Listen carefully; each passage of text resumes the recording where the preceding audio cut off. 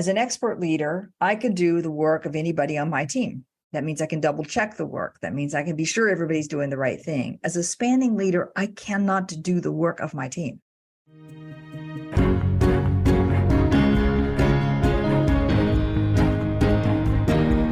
Hello, everyone. Welcome to the KTS Success Factor podcast for women, where we talk about challenges senior female leaders face in being happy and successful at work. I'm your host, Dr. Sarah E. Brown. My guest today is Dr. Wanda T. Wallace. She is managing partner of Leadership Forum.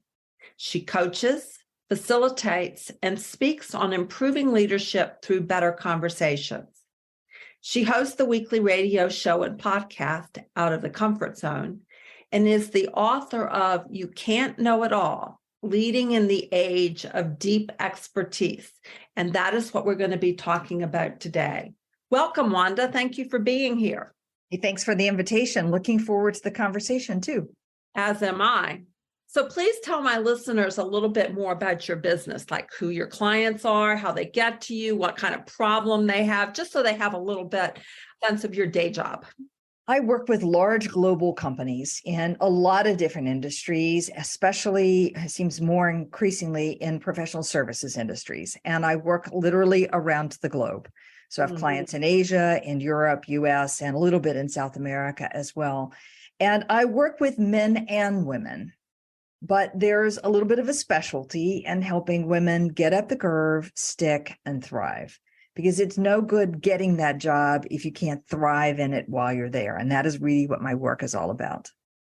And so what we're going to talk about today is a concept that you describe in your book, Leading in the Age of Deep Expertise, around E-leaders, which are expert leaders, versus S-leaders, which you call spanners, and how women can go from one to the other or make that transition. So let's start with describe what an E-leader and a spanner is and what the distinction is.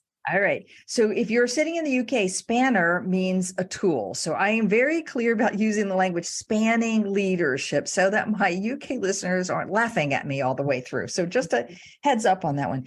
E-leadership. You know, we think of experts as individual contributors, but that is not what I have been seeing in the last many years, 10 or more years. We have leaders who are deep, deep, deep experts in an area, and some of them all the way up to the C-suite. So I'm thinking about a woman that I've been working with who is chief internal auditor, or somebody who's the chief human resources compliance officer. They're very senior level positions, and they have large teams that they're managing. So they're leaders in every right, except that they lead because they fundamentally know more than the rest of the team. And it's a great zone of comfort for women, particularly because it means I know everything that's going on. I can double check on everything. I can make sure we've got perfection and quality and risk is under control and all that stuff. And my credibility is derived by my expertise. Okay. In contrast, the spanning leadership role is when you're going to span across domains of knowledge, a couple of which you might know, but most of which you do not know in depth. Now, you can't be naive about them. You can't know nothing, but you're going to know just a little bit. You've got to get a little bit of depth, but your value is in the breadth, your ability to join the dots together to get the team coordinated to lead. And your leadership is not derived by your content knowledge. It's derived by something else. That's the difference between the two. For most people, in most organizations, it is a combination of expertise leadership and spanning leadership. And the question really is, which hat do I need to wear at this moment in time? You're constantly switching between the two. So my experience has been an awful lot of women get recognized and are promoted because of that expertise, their deep knowledge, the internal auditor person that you were describing. And the transition to managing across a breadth of different disciplines is a challenging one. So what do you see as the difference in competency or skills that are required in the two roles? There are a lot of differences between the two. So the way you lead fundamentally changes between the two, but there are three core areas. As an expert, I know what my value is, and it's very tangible. It's the content knowledge I bring. It's the perfection. It's the control of quality. As a spanning leader, knowing what my value is very elusive. I tap my network. I coach my team. I ask questions that get people to think. Value there is hard to see, but that's the fundamental difference between the two. Second difference is the work. As an expert leader, I could do the work of anybody on my team. That means I can double check the work. That means I can be sure everybody's doing the right thing. As a spanning leader, I cannot do the work of my team. I do have to trust them to do the job, and that is scary. Final piece is the relationships. The nature of the interactions, the conversations change. As an expert leader, I'm going to rely on the facts, the figures, the details, the depth of knowledge. That's what my interactions will be about. So if there's a conflict, I'm going to dig into the depth. As a spanning leader, though, my relationships are not going to be about the facts. I have to have some facts, but I'm not going to lean on the details. I'm going to lean on the quality of the relationship. I'm going to lean on my understanding of the political dynamics of people's self-interest. I'm going to lean in the emotional categories, and my influence strategies change as a result of that. So 3 fundamentally different things that happen: the value that I'm adding, the work that I'm doing, and the way I'm relating to people.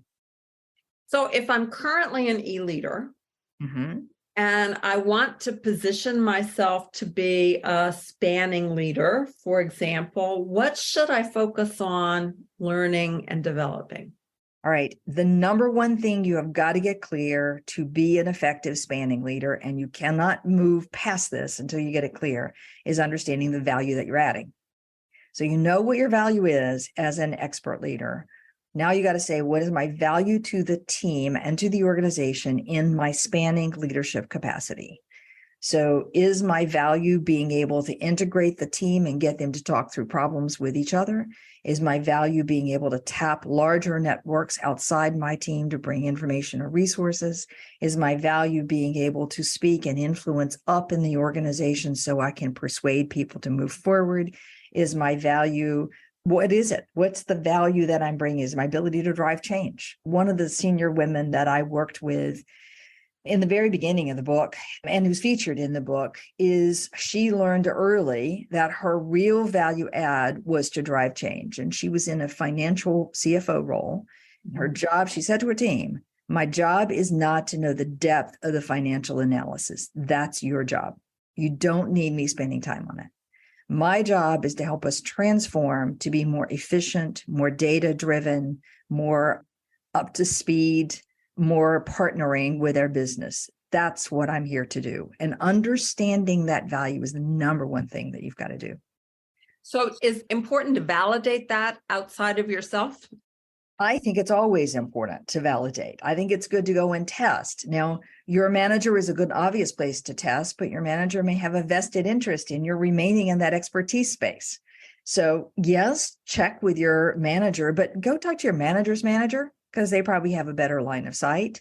Talk to your mentors that are outside of your chain of command, or any sponsors that you have, and say, here's what I'm thinking I'm doing to add value. What do you see? That's great. And how often do you find that we're deluded in what we see? I find 90% of the time we struggle to understand the real value that we add. And do you think it gets suggested by these people when you're going to test and then we start getting clarity, or do we have to put something out there and then start refining it? The smart advisors, the more senior advisors, know what value they're looking for from you. And they're sometimes quite articulate about it. Not everybody is. So you got to go work at it. And it feels very scary to say, I don't know what my value is. It's very hard to do. Hi, this is Sarah Brown again, the host of the KTS Success Factor podcast for women. I hope you are enjoying this episode and gaining some tips and inspiration on how you can be happier, more successful, and experience less stress at work. If you would like to learn more about how you can empower the women in your organization to do the same, simply click on the show notes to see how you can connect with me. As an added bonus for my podcast guests, you will see how you can book 30 minutes with me to explore how you can implement a scalable self-coaching program for the women in your organization. Simply visit bookachatwithsarahebrown.com. Now back to this informative episode. Very cool. And then once you've got it, then do you practice saying it over and over again till you believe it? Practice saying it is certainly not a bad strategy, and practice saying that to your team and get comfortable saying, I'm adding value in one way. I don't have to know everything and add value in 100 other ways. And I'll give you an example. I'm working with a woman at the moment who is being challenged by her very savvy boss to step out of her deep expertise role and take a much larger enterprise-wide view, and has given her a project to do that is going to help her achieve that. Okay?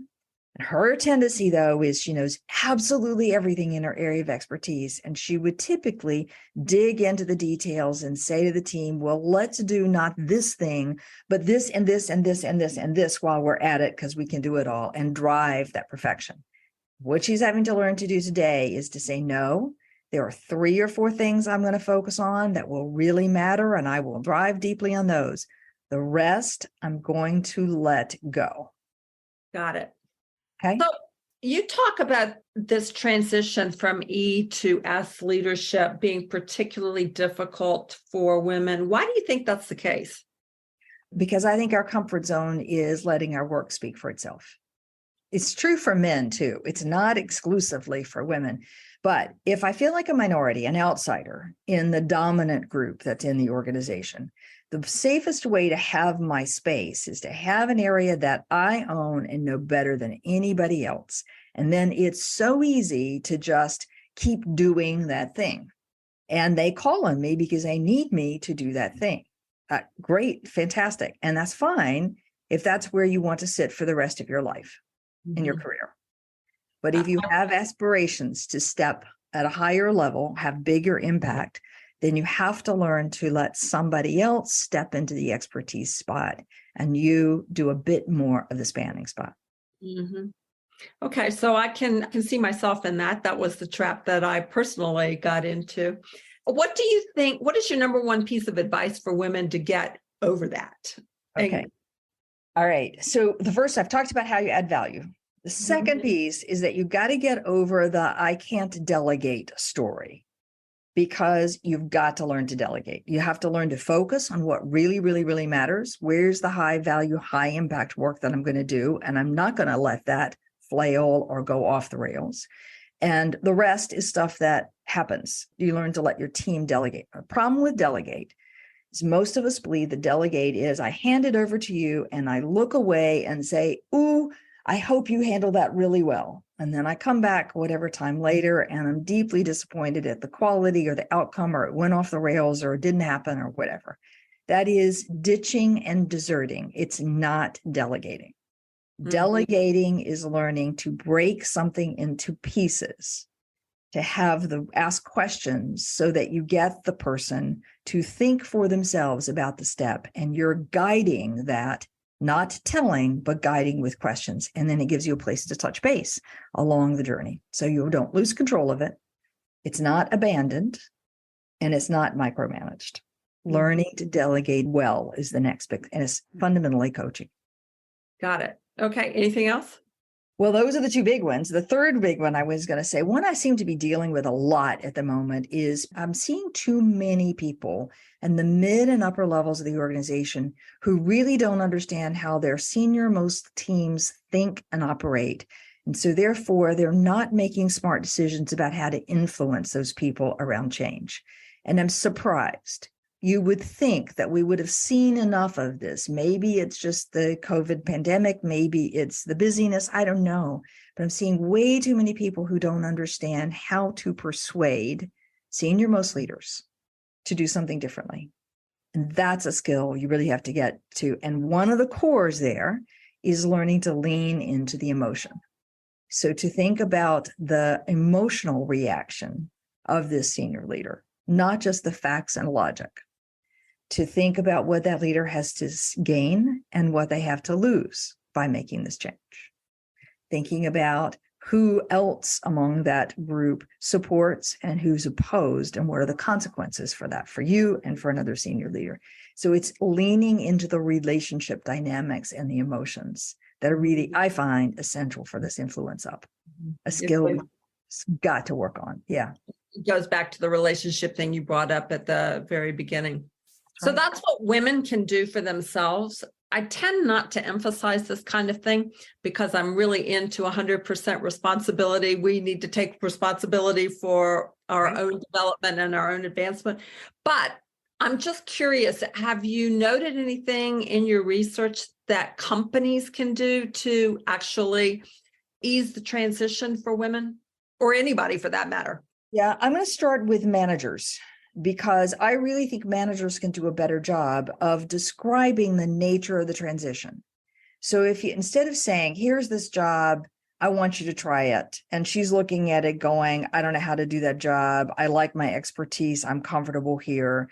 We need to talk to her about how you move from being the expert to being the spanning. What are the skills, and how do you begin developing some of those skills along the way? When managers have that language, they do a much better job of getting her prepared for the transition. So I think that's really important. And I think we default way too many times to, if you're smart, you'll figure it out.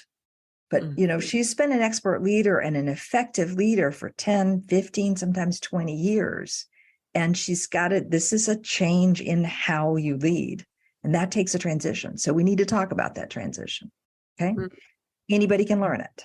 It's not a matter of, promoted past your level of competence. It's a matter of being promoted past your level of expertise and now needing a different leadership skills. So I think managers can talk about it. I think HR and leadership programs can talk about it. I think women can talk with each other about it. I think senior women can be better coaches and mentors about how they took these risky moves and how they dealt with some of the complexities of those moves. Mm-hmm. All right. I get it. So as we're looking at this transition, you talk a lot about comfort zone, and this is clearly getting out of our comfort zone as we make this transition. And you referenced 3 core questions we should ask ourselves. What are they? Okay, we've already been talking about them. They are, how am I going to add value in this out of the comfort zone space? Number 2, what's the work that uniquely I need to be doing? My work, as opposed to my team's work. Because that helps you focus. And then the third one is, how am I now interacting with people to tap into that emotional content, to deal with the ambiguity, to be more strategic and visionary and all those things that we talk about with executive presence. Those 3 questions. How do I need to be relating to people? So that's probably a very good summary of this conversation. How do I add value? What's my unique work? And how do I need to be interacting with others, which is the relationship component? So, Wanda, is there any question that I should have asked you that I didn't, that will help my listeners understand this challenge and what they can do about it? Yes. One question you didn't ask me, and it has to do with the imposter syndrome. Okay. Hey, because when you move out of your comfort zone, if you are a normal adult, you are going to have a sense of imposter syndrome. You're doing something you haven't yet mastered. You're going to feel very nervous about that. That nervous energy is normal. So stop feeling like there's something wrong with you. It's normal. It's a growth step. And it is your brain's default to make sure you don't make change, because when you make change, you could be unsafe. So that's a brain's mechanism of keeping us in a stable spot. So therefore, it's normal. So then the question is, how do you work through the nervousness, the anxiety, the fears that are there? And there's a host of ways to do it. I'll hit a couple of my favorite ones. One is to start to recognize the emotion that you're feeling, name that emotion, write about that emotion, rather than going, oh my gosh, I can't do it. No, I'm nervous. What's that about? Why am I nervous? What's that? Contingency plans. Okay, so if I don't know this thing, what am I going to do about it? If this goes wrong, what am I going to do about it? Planning helps get the brain into proactive prefrontal cortex activity. That helps. Taking a deep breath, calming down the nervous system is another way. And focusing again on how you add value lets you bring that confidence back into play. And we could go on. There's many of these tips, but fundamentally, those are the base techniques for dealing with the anxiety you have when you're doing something new. What a great way to wind up. Wanda, where can my listeners find you? You can find me on LinkedIn and Twitter and Instagram and Facebook included. Best way is to go to my website at leadership-forum.com. There's all sorts of resources there. Subscribe to our newsletter. You can also check out my personal page, which is wandawallace.com. And all of that will be in the show notes. So Wanda, thank you so much for being here today. Thank you for the invitation and the conversation. Good questions. It was great talking with you. Thanks for listening to the KTS Success Factor podcast for women. If you like what you are hearing, please go to iTunes to subscribe, rate us, and leave a review. And if you would like more information on how we can help women in your organization to thrive, then go to www.sarahebrown.com. You can sign up for our newsletter, read show notes, and learn more about our podcast guests, read my blog, browse through the books, or contact us for a chat. Goodbye for now.